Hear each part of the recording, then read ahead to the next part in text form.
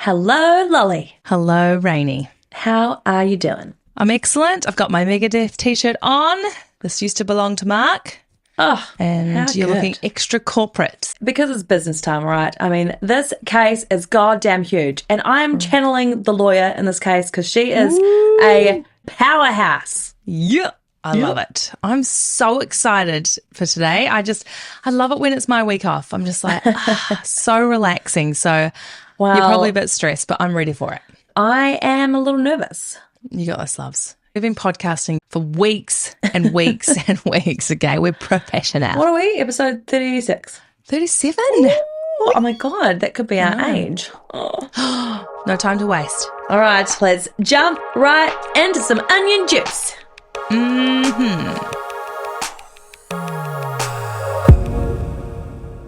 August 20th, 1989, Beverly Hills, California. We've got a Jose and Kitty Menendez, real name is Mary, we call her Kitty. They are relaxing in what they call their den. They are watching a movie. They are eating ice cream and blueberries. It's a Sunday night. The housemaid's not there. The suns are out. And they're just having a nice, relaxing time. Then, boom! The door swings open. Lyle and Erik Menendez are standing in the living room, pointing shotguns at their parents. Jose is like, what is going on? And without hesitation, Lyle goes to the back of his head and boom! And shoots his brains out. Kitty is thinking, what the actual fuck? She gets up to run away and Lyle goes, Erik, shoot her. Erik freezes. So Lyle has to take action and he goes boom, boom, boom into Kitty. She falls down and he keeps firing into his father and into his mother. Oh, God. And they are out of ammunition, so they leave the lounge. They reload. Jose is dead. Kitty Menendez is still alive. She tries to get up. She slips in her own blood.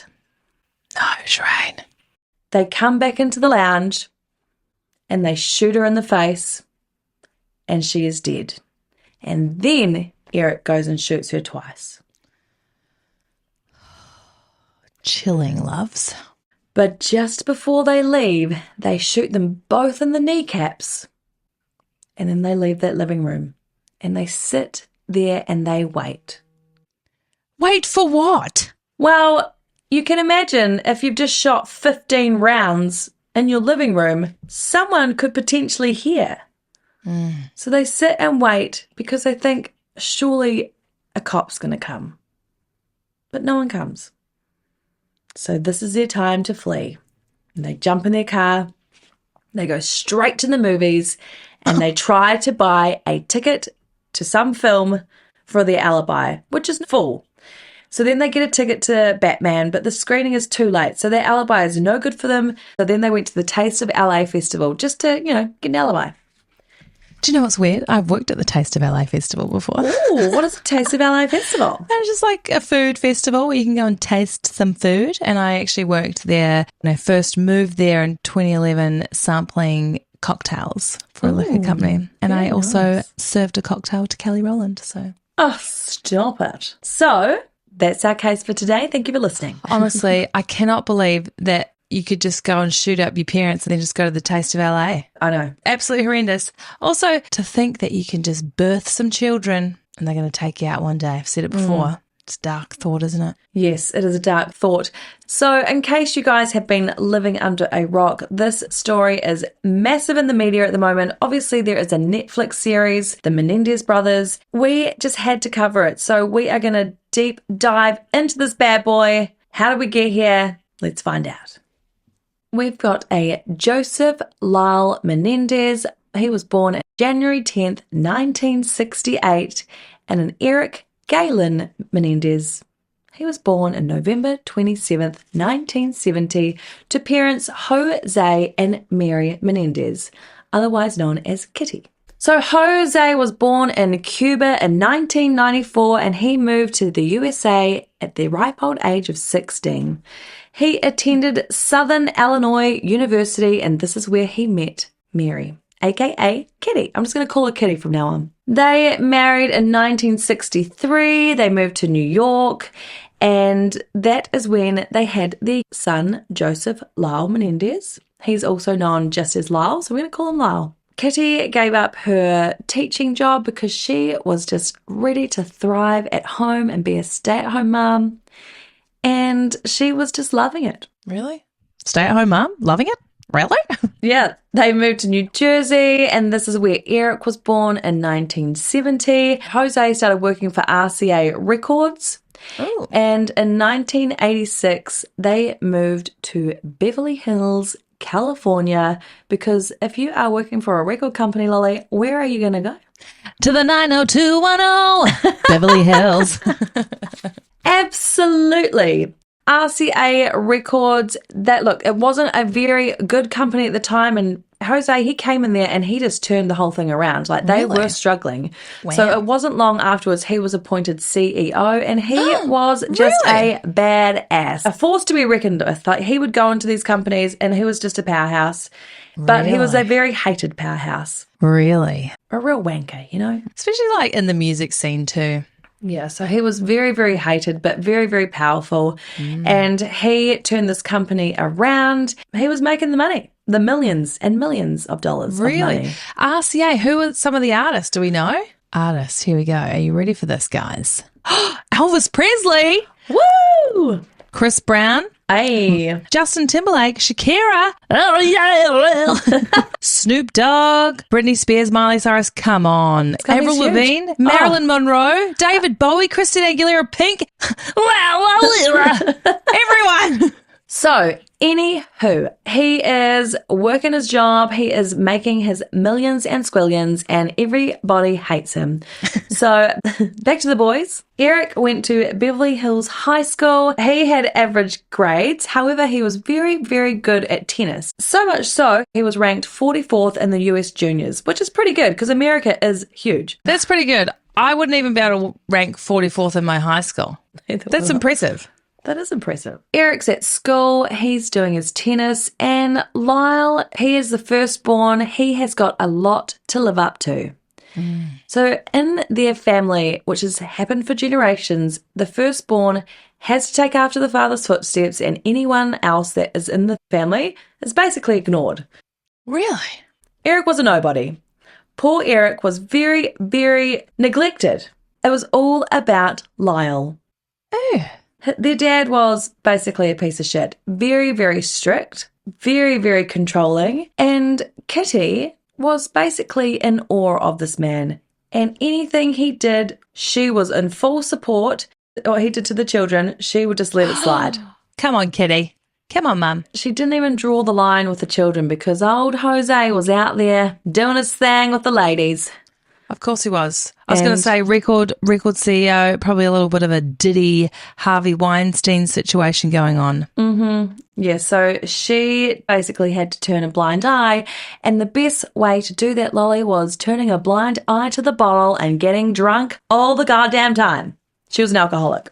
Oh, Kitty. Their dad is an asshole. Mom is a raging alcoholic, and he is, he's really pushing the children into their sport. Erik was ranked at 44th in his US Juniors. It was not good enough to Jose. He also used to do swimming lessons with the children, and Lolly, he used to do lung expanding exercises. And how he would do this was he would hold the children underwater. Oh, come off it. Even when they're kicking and fighting, just a little bit longer until they expanded their lungs. And then he would test their time to see if their lungs were expanding for them to hold their breath. Oh, my God. But apparently it worked, so maybe you should try it with Summer. We're really into the gentle parenting over here, so I don't know if the lung expansion technique's going to work. No, so anyway, Erik's at high school and he is into his modelling, he's into his acting, and he actually won an award for acting at drama class, so he must be pretty good. Erik's doing pretty well. He also has a close friend, and they even write a screenplay together. So his friend Craig, they get together and they write a movie about a young guy that killed his parents. Manifestation. And Lolly. Kitty would transcribe and type this screenplay out for them. Oh, wow. And she was very proud. Very, very proud. But Daddy was not impressed. And Erik really felt quite insecure. Basically he couldn't do anything right. So he started rebelling. And he started hanging out with the wrong crowd. And then he got Lyle into the wrong crowd. They decided to do some break-ins. Some robberies. What? Why? They've got so much money. Well, their friend knew the safe code to another friend's, obviously, all their jewellery and money. So they broke into the friend's house, broke into the safe, stole all this cash, stole all this jewellery. Then they did a second one. Lyle and Erik were like, this is pretty good. We're going to cut out our friend. And they went on to do a third burglary. But because the friend got cut out, he was pissed off, man. And he went straight to the cops and he dobbed them in. Oh, my God. So old Daddy Dearest, he is not happy. They stole $100,000 worth of stuff. Like, jeez. You can imagine what that's worth today. So he's going around to these people's houses, Jose is, and he's trying to pay them off so they don't say anything. Doesn't work. Really? So they make Erik take the fall because Erik's a minor. Because Lyle is 3 years older and he is basically an adult, they make Erik take the fall because, he'll just get a slap on the hand. And he does, and he gets probation, and he also has to do compulsory counselling as part of his punishment. So Erik starts seeing a counsellor called Dr. Jerome Oziel, and he also has to sign a confidentiality agreement, so anything he says in these sessions, the parents can read the notes and know everything, know all about it. Really? Really. In the meantime, Lyle has gone to Princeton. He is studying business, following in his daddy's footsteps. Wow. Daddy is proud until he gets a phone call, and Lyle, he's been plagiarizing his essays. Fucking hell. He's going to get expelled, but Dad goes down and he begs and he pleads and he gets out that checkbook, so they end up just suspending him for 1 year. Lyle goes home. Daddy gets him a job working with him. Lyle's not really impressed. He cannot be fucked. He's showing up late, being lazy. Everyone fucking hates him. And even the CEO couldn't help him. His own father, he got fucking fired because he was so shit. Now this kid's are bloody hopeless. Oh my God. Even his dad couldn't even help him. The guys they're not behaving. Lyle's been expelled from Princeton. He's been fired. Bloody Erik's out there robbing everyone. And Dad is so angry. He's like, I'm taking you boys out of the will. I'm not having a bar of it. Hello, Mum and Dad. What do you think possibly went wrong here, guys? Look, it's now July 30th, 1989, and the boys are pretty fucked off. They're getting taken out of the will, and they're sitting there, and they watch a show called The Billionaire Boys Club. And this show is about 2 wealthy investment partners, and one of them basically screws the other one over for money, so then he goes and murders him. So these boys get a little idea in their head. Maybe we should do that to our parents. So now we fast forward. It is August 19th, 1989, one day before the murders, and Dad goes and charters a boat and they go out shark fishing. Shark fishing. What for? Yeah, that sounds ridiculous. So they're out there on a fishing boat, and it's very, very strange because they are very separate to each other. You got Erik and Lyle. They're sitting at the very front of the boat. It's not very warm. And there are waves splashing over. These guys are fucking soaking wet, and they're just sitting huddled up to each other, very strange. And you've got Kitty and Jose. They're just sitting inside. They're not even fishing. They're a bit pissed off. The captain of the boat's thinking, this is very strange. Very, very strange family. Yeah. So they get off the fishing boat, and then we get to August 20th, 1989, where Jose and Kitty are sitting in the living room watching their movie, and then the boys come in and fucking blow their brains out. As I said in the beginning, Lyle, he does not hesitate. He just goes straight to the back of the couch, and he blows his dad's head off. This gunshot wound, this is like overkill. He had a fist-size hole in his face. Wow. They have just brutalized their parents. Then they've gone to the movies and they've come home, and then they call the police. No, you've got a 911 call. It's showtime, baby. Really? I don't know they did 911 calls back in the 80s. This is so strange. I feel like 911 operators didn't actually know what they were doing back then. Yeah, it would have been a very different time. Okay, you ready for this, girl? Ready. Beverly Hills emergency. Yes, police. What's the problem? What's the problem? What's the problem?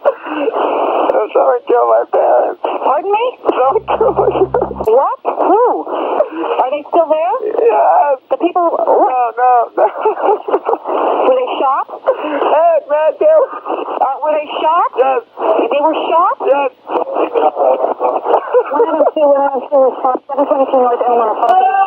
What happened?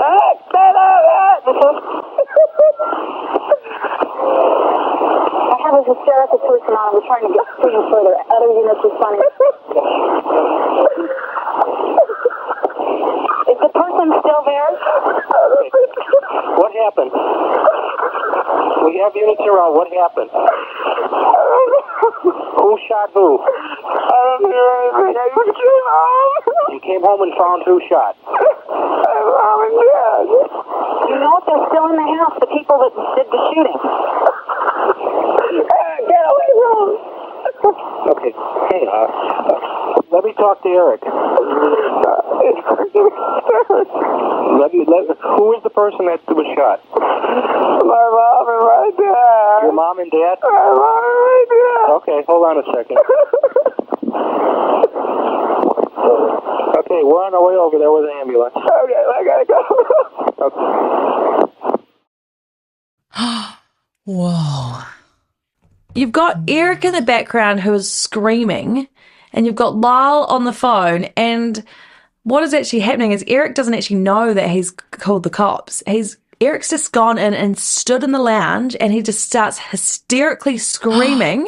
Whoa. And then Lyle's in the background, and it's like, obviously it's showtime, and he's like making a phone call, and then he's beside himself. Absolutely beside himself. The police, they show up, the boys come outside, they collapse to the ground. Erik starts headbutting a tree. The guys are like, whoa, it can't be the boys because this emotion is out of control. Like, these boys were inconsolable. Far out. So they take them down to the station, they start questioning them, they ask, obviously, where have you been? And they think it's pretty solid. They just let the boys go. They don't even check them for gunshot residue. And they were pretty confident that the boys had nothing to do with it. They potentially think it could be the mafia because the old kneecaps, Lolly, shooting in the kneecaps. It's called kneecapping. And the mafia do it. It's a sign that they've been here. Really? Well, Jose is a big powerhouse, and maybe he has rubbed some people up the wrong way. The police are there. It is a goddamn horror scene. These parents have been blown to bits, and the community's pretty scared because they think there's some mobsters out there kneecapping everyone. Is this like a community with houses close by, or is this what's going on here? Why did no one hear any gunshots? So the house that they lived in was a $10 million mansion. Back then? Mm-hmm. Michael Jackson used to live there. Whoa. Goddamn Neverland Ranch. Pretty much. Some Arabian prince used to live there. Oh, Jesus. And you've got Rocket Man. Elton John used to live there. Really?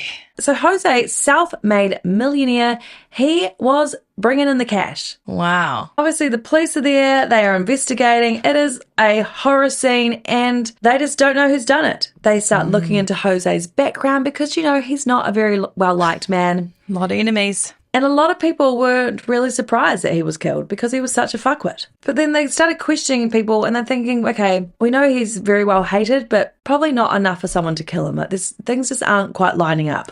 And in such a brutal way too. Oh, I know. So the boys are living in a hotel. They hire bodyguards.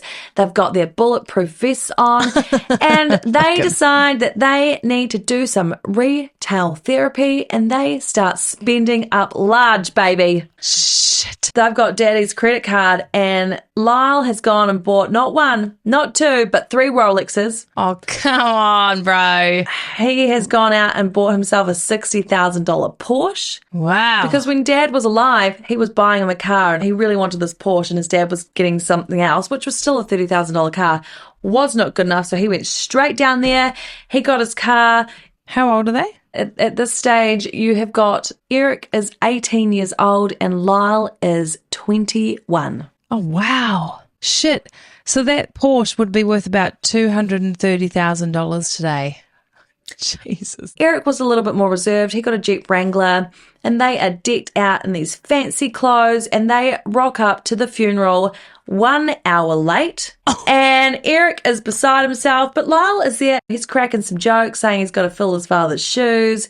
He's asking people how they get tickets to the US Open. He's just not really looking that upset. Lyle gets up there and he talks for about an hour, and he's talking about his goddamn self. All right, Martin McNeil. There's about 200 people there, but like they're not really friends of Jose and Kitty. They're more like acquaintances. It's a very strange funeral because, again, everyone hated him. The spending spree was not over, Lolly. After the funeral, they continued. Lyle bought a restaurant. He renamed it Mr. Buffalo.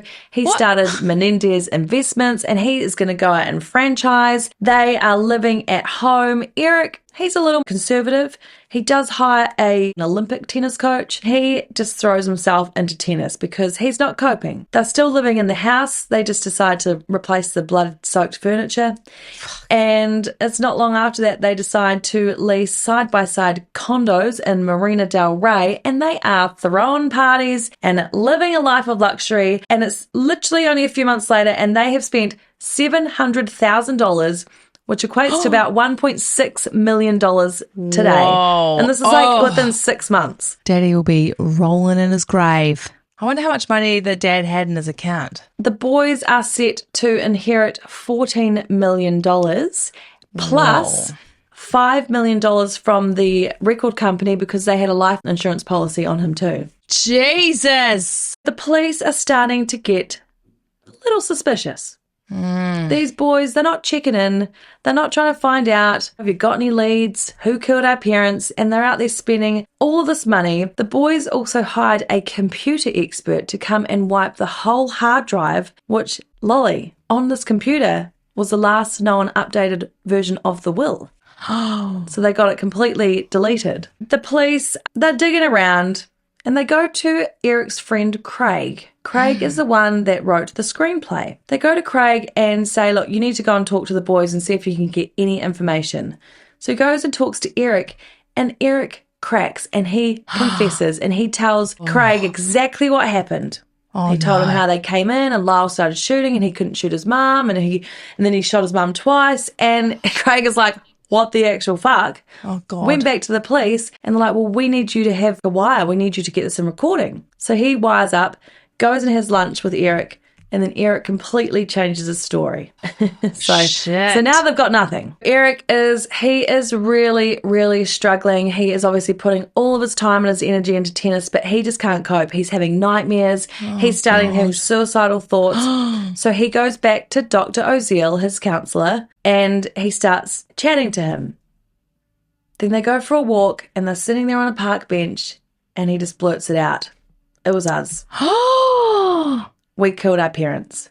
He just has to get it off his chest. So Dr. Oziel is like, holy fucking Jesus Christ, what the actual fuck? So they go back to the office. He wants Lyle to come down to talk to him too. So he gets Lyle down and Lyle is pissed. Oh, yeah. He is like, fuck you, Erik. And he goes on to threaten Dr. Oziel, saying that he is going to kill him if he tells anyone. Oh, no! Lyle, you dumb idiot. So this is only 2 months later. From after the killing? 2 months after the shooting. Oh, no. Erik, he just wasn't coping, so he's gone and he's confessed. And Lyle comes down there and he's not having it. But Dr. Oziel manages to talk him around. He continues having sessions with the both of them. Wow. And Dr. Oziel has actually told his mistress about this too. Whose mistress? Dr. Oziel's a dirty dog and has a mistress. Her name is Judalon Smith. Good one, Judalon. Judalon comes down in the waiting area and she starts listening to these confession sessions. And I guess it's just more of a safety thing for Dr. Oziel. To have his mistress down there? Yeah, God knows why. His mistress was actually a patient. She's a bit nutty. They're having these sessions, and I don't know how, Lolly, but Dr. Oziel manages to convince the boys that he wants to record these sessions. These guys are so dumb. So he is recording these sessions. Obviously, Judalon, she knows all about these recordings. She's feeling a little uneasy and like worried for her safety. Somehow She manages to convince Dr. Oziel to allow her to move into the house with his wife and child. What?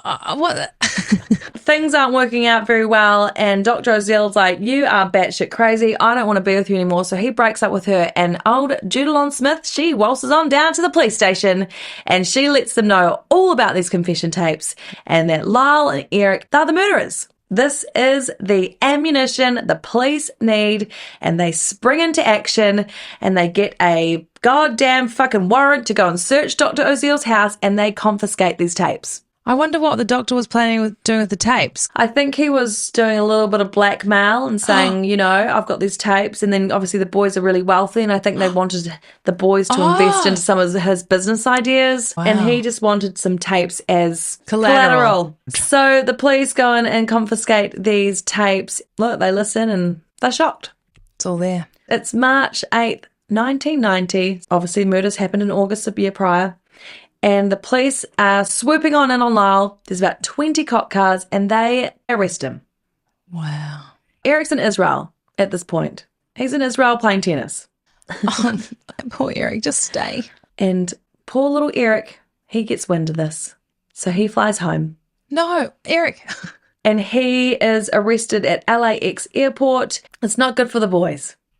I know that Erik was involved, but I just feel sorry for Erik. He was roped into it all and just went along with it. I feel sorry for Erik too. So the boys, look, they plead not guilty. They go in for an arraignment, and they are in there looking real dapper with their suits and ties on, and the public cannot stand them. Really? Spoiled little brats. Little rich boys. Little rich boys that killed mummy and daddy, and they're just standing there looking all like, So we are going into trial. They are not allowed out on bail. The boys are represented by separate lawyers. It's a very strange one. They have two separate juries in the same trial.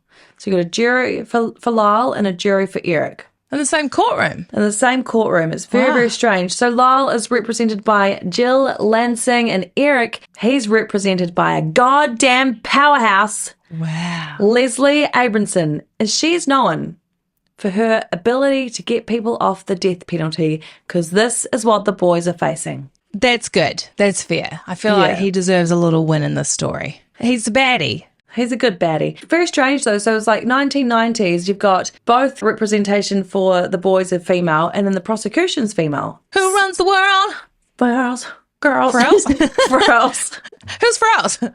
Like I said, they're tried together, different juries, and this is the first time that court TV is showing a court case. The first one. I think, well, I'm not sure. It's the first time that the defense come out and they say the boys have suffered years of abuse, and not just abuse, Lolly, but sexual abuse. Jesus Christ. And they feared for their lives, and that is why they killed their parents. And they killed their mother because she allowed it to happen. Wow. So the public is very split. You've got people that are in support because the poor boys have been molested growing up. They've been abused by their very, very controlling father. But then you've got the other half. They're like, yes, spoiled little brats. We don't buy any of this nonsense. It's a tough one, isn't it? These guys were rock stars. You had all these young females lined up outside of court when they arrived, and they're like, oh my God, Erik, Lyle, hello. See, all these sick bitches, a fascination with these murderers. Some of these girls are like 14 years old. Wow, because they were quite good-looking guys, Good-looking weren't boys. Good and they're looking probably boys. their boss suits and their friggin' Rolexes. Yes, but because the public didn't like their appearances in their first, when they first pleaded not guilty, the lawyers made them dress completely different. So they had their little pastel, little cardigans on and their little shirts, like a bit preppy, but like also like, young, preppy little boys. Sure. Yeah, so she really played up to that, made them look probably a little bit nicer. But the boys, look, they'd lost some weight, very disheveled. Erik, he just looked terrible. He had been beaten up in prison, and he was not dealing very, very well. The boys were also separated in prison, so they weren't together anymore. And look, it's not very good. So the defense, they're claiming it was sexual abuse, and the prosecution, they are saying that the boys just wanted, it was greed. They just wanted money. Lyle, he is on the stand and he is testifying, and this goes on for 9 days. Wow. Very, very graphic detail. So graphic. You'd think it's probably quite hard to make that up. About the abuse? Yeah, like it is so detailed. And he was abused from 6 to 8 years old. However, Erik was abused a lot longer. He was getting abused up until they killed the parents. No. Yeah. And Erik. look, these boys, they were crying and it was pretty horrific, the details. Interesting too, because they would have been separated at this point, were they not? In prison. Yeah, but they were together in their trial. Yeah, but were they getting together to make up these stories? They got together with the lawyers they and did. together. Yeah. And Laura, this is so bad. Some details came out about Lyle actually molested Erik when he was little. Oh, for God's sakes. And obviously he's sitting there in court and he's crying and he's saying sorry. Oh, no. And it's pretty bad. Everyone's thinking, oh my God, these poor boys. And look, they've got mom. She is a raging alcoholic and she used to abuse the boys. She used to do like genital checks on the boys on Erik until he was 15 years old. Stop it. Very, very weird. Lyle, poor Lyle, he started going bald at the age of 14. What? 14 years old. So his dad went down and got him a wig, but it's like plugged in your head. And Erik had no idea about this. And this is obviously what they're recounting in court. And she was fighting with Lyle one day and she just went up and ripped his wig off. Who did? His mother, Kitty. They're telling the story in court because she's such a, trying to paint this horrible picture. And Eric's just standing there looking at his brother with no hair. He's like, what the fuck? Oh my God. Isn't that horrible? Horrible? It is really awful. Like, if that's as bad as it gets from Kitty, I don't think she's deserved 10 bullet holes in her, Well, look, I'm sorry, but if she's allowing Daddy-O to be that abusive, emotionally and sexually abusive, you can kind of look at it and go, well, it reached a point of desperation potentially. I don't know. Yeah, so Lyle is actually saying he found out that Erik was being molested because he had no idea. So he confronted his dad, and this is when his dad threatened to kill them if they said anything. So now they're claiming they were fearful for their lives. On that day they went on the boat, the shark expedition. They thought that they were getting taken out to be murdered, so they're sitting on the front of the boat keeping their distance because they were so scared. Wow. But then the prosecution claims, well, that's impossible because you had the captain on board, there was other people on board, so why are they going to go out there? So it's very, is that really true? We just don't know. The family is in full support of the boys. A cousin even testifies saying that when Lyle was younger, he was 8 years old, she was 17, he actually confided in her saying that Daddy's touching me inappropriately. And the mum, Kitty, knew about this. Told Lyle to stop being ridiculous and stop exaggerating, and it was never brought up again. Kitty, you dog. So other family members testify. Jose's mother is there. She's obviously in full support. And they testify. Really? Of the boys? Of the boys. Wow. Kitty's sister, the auntie, full support of the boys. Even today is full support of the boys. Wow. And, they're up there testifying and basically saying how horrible Jose was. An awful, awful man. Jose, you dog. Craig, the friend, he gets up and he testifies. It's not good for Erik. Not good. Really? Well, he testifies that he confessed. Oh, yeah. And look, this case is not about who did it. We know who did it. Now this case is about why it happened. The computer expert, he gets up and he testifies that he had to wipe all the computers, so it's not looking very good. They then bring into evidence the Billionaire Boys Club movie, that they watched this movie, and that's where they got their inspiration. So this trial goes on for 4 months. Wow. And then the jury deliberate for 1 whole month, Lolly. Really? 1 I've never month. heard that. Damn. Could you imagine? This is a hung jury. All the females, they are like not guilty, and all the males, they are guilty. So this is a mistrial. Wow. On both juries. Wow. They go back to jail and they need to have a retrial. So now we are in October 1995. Wow. This time, Lolly, it's one jury. There are no cameras in court. They are not going to have the circus that they had before. No. And they are not allowed to bring in the sexual abuse claims. What? Why? Dunno. Oh, no. Well, then it's a fucking done deal, isn't it? And if that couldn't get worse, Lyle could no longer testify because when Lyle was in prison, he got a little pen pal. Uh-oh. And this pen pal, her name was Norma. Fucking Norma. They got a chatting. Lyle decided he wanted to write a book, and he wanted Norma to help him write a book. So she's getting a little overwhelmed with, writing all the stuff down, so she starts recording these conversations. And she's thinking, I need to write a book for him.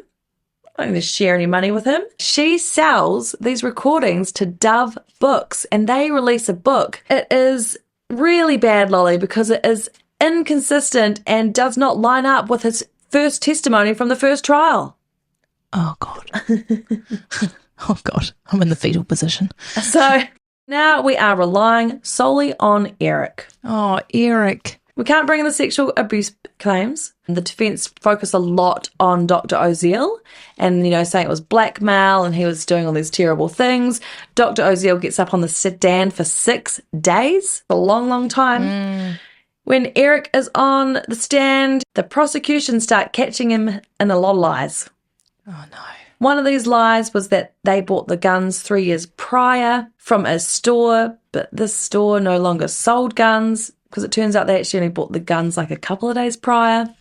Oh, no. And so the prosecution is like, look, Erik's a liar. And unfortunately, the jury do agree with the prosecution. I don't know why I said unfortunately. They did move their parents. But, feeling a little sorry for these boys at this point because if they were sexually abused, it's pretty shitty. It's so hard, isn't it? Because if they were, it's like, well, fair enough. Wow, that's right. So the jury, they deliberate for 3 weeks and they come back guilty of 2 counts of first-degree murder and conspiracy to commit murder. So obviously it's premeditated. They've watched Billionaires Boys Club. They've gone and bought the guns. They've planned it all out. The boys wanted to get their word out before sentencing, so they actually sat down with Barbara Walters and did an interview, very famous interview. And they talked all about the abuse. They went into full detail. Wow. And look, she's a very hard interviewer, so she was asking some tough questions. It's on YouTube. You should watch it. Go to sentencing. The jury decide not to move forward with the death penalty, and they both get life in prison without parole. Wow. And this is July 2nd, 1996, and they are sent to separate prisons. Oh, Erik.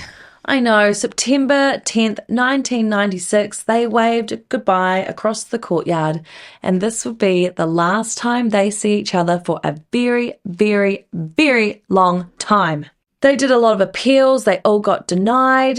In 1996, Lyle got married to Anna Erickson. But in 2001, she found out Lyle was goddamn cheating on her. How? Writing to other women. Oh, is that cheating? I mean, I'm not really sure. What is he doing? Is he wanking on the page? Like, I don't know. Maybe it's like a bit of sexting, but it's like pen pal sexting. That's right. Like pexting. Yeah. Look, they got a divorce, and in 2003, he got married again to a lovely lady called Rebecca. Fuck, he's having better luck on the inside than a lot of dudes on the outside. Oh, it's unbelievable. But, these guys are like famous, and there's some freak shows out there. How did his wife find out about cheating? How does someone even find out about this? Maybe someone wrote her a letter. Oh, wow. I'm mistress, bitch. Fuck up. It's all a bit of fantasy, though, isn't it, when you're just writing letters? Oh, well, it is really. Fantasy cheating. And lovely Erik, he married Tammy. They were pen pals for 6 years, and Tammy did an interview, and she said their relationship was something she had dreamed about for forever. I'm Really? thinking, Tammy? Really? Tammy. does it not get lonely at night? Tammy. Tammy! So Tammy went on to write a book, and this was titled, They Said We'd Never Make It, My Life with Erik Menendez. So that just, there's only one question. Did they make it? Yeah, they made it. And you know what? The boys actually communicated through their wives. Oh. And they even started playing chess together through their wives. So they must be like, Stop. checkmate, Fuck, checkmate. that's a long game. It's a long game. Is Tammy and Erik still together? Yeah. Looks like we made it. So they are playing chess through letters, and they have got their wives. And in February 2018, Lyle gets moved to the same prison as Erik, and they are reunited.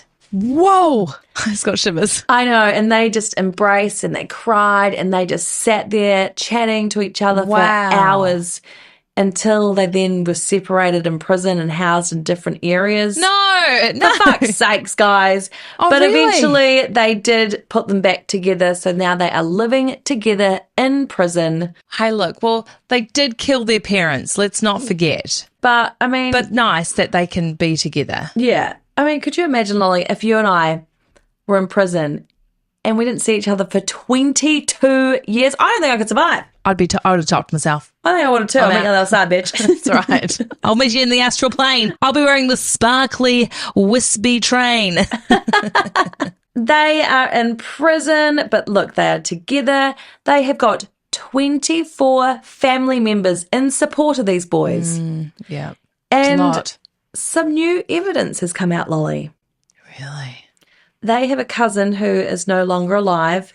Someone found in his storage unit a letter that Erik had written him 8 months prior to the murders, talking about all the sexual abuse. Shit.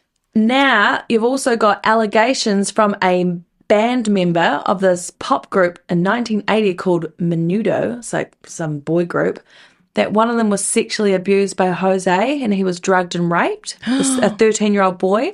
This is going to be a bombshell, Lolly, but Kim Kardashian has come on the case.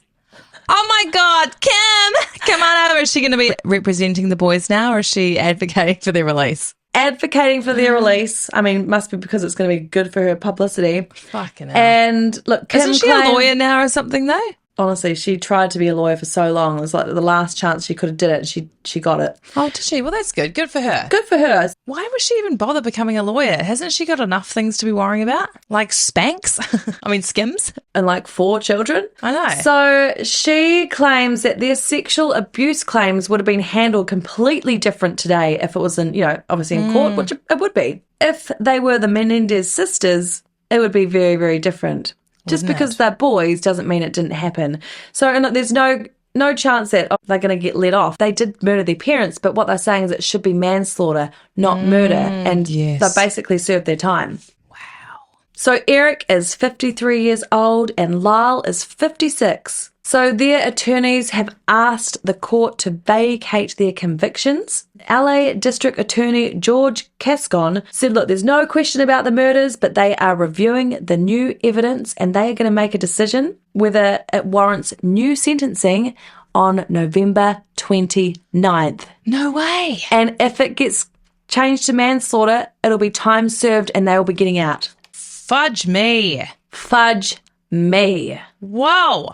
That is where it's at. So November 29th. And look, I did a lot of research. I feel like I believe the boys.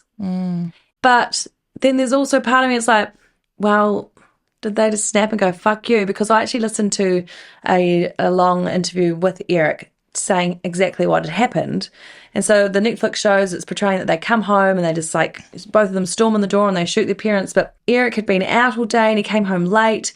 And then they got in a fight with the parents because they wanted to go out. And Jose and Kitty like, no, you're not going out. They went back into the lounge and then they went and got their shotguns and killed them. Yeah, right. So I'm like, well, did they just get pissy because mummy and daddy were like being too strict? Yeah, but it's like years and years and years of abuse. Maybe that was just the final straw. So that's where we're at.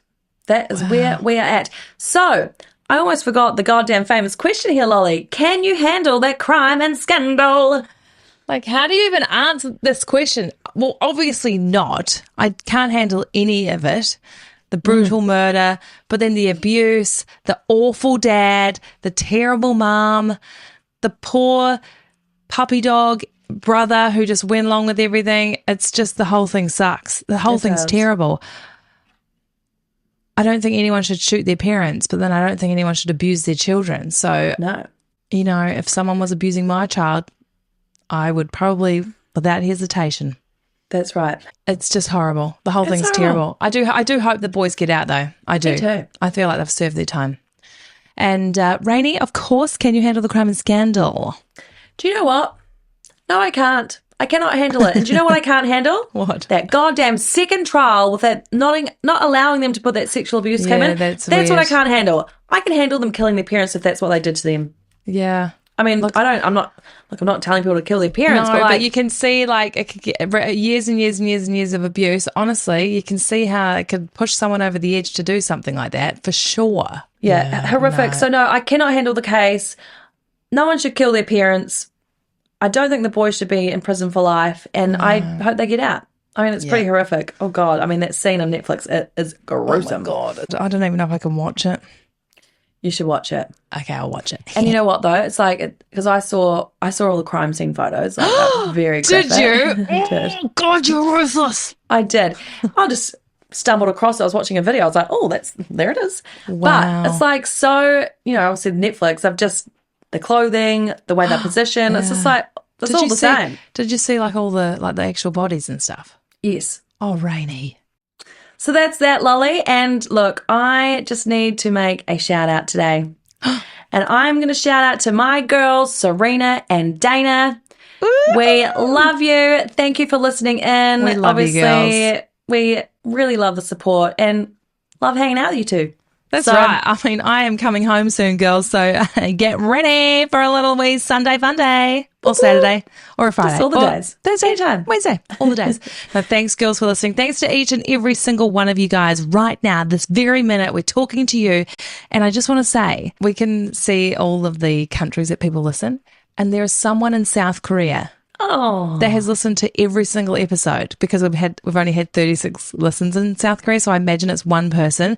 So if you're listening right now and you're in South Korea, we see you and we're saying hi to you and thank you so much for your support. Unless there's two people that have listened to half the episodes, but I think it's one person. So we just want to do a big shout out to our South Korean supporter or supporters out there. Thank you so much for listening. But no, we say it every time, we love making this podcast. We love you guys. So thank you so much for tuning in. And just a quick little update. The Can't Handle the Girl Hang Retreat is happening, Bali 2025. And guys, you want to see the freaking mansion we are getting locked in for this thing. It's absolutely insane. It has a goddamn helicopter pad, guys. Helicopter this thing pad. is incredible. We've got 4 swimming pools. It's the most beautiful location. We're just locking in dates, but we're thinking end of May 2025 or potentially September. So those dates are coming. Please join the waitlist. Email us at can'thandlepodcast@gmail.com and you can come join us for the most epic girl hang adventure, Bali 2025. That's right. Thanks again, Rainey. Did a fabulous job on that horrendous story and just love each other, be kind to one another and just be careful of those record label CEOs, right? We will see you guys next week.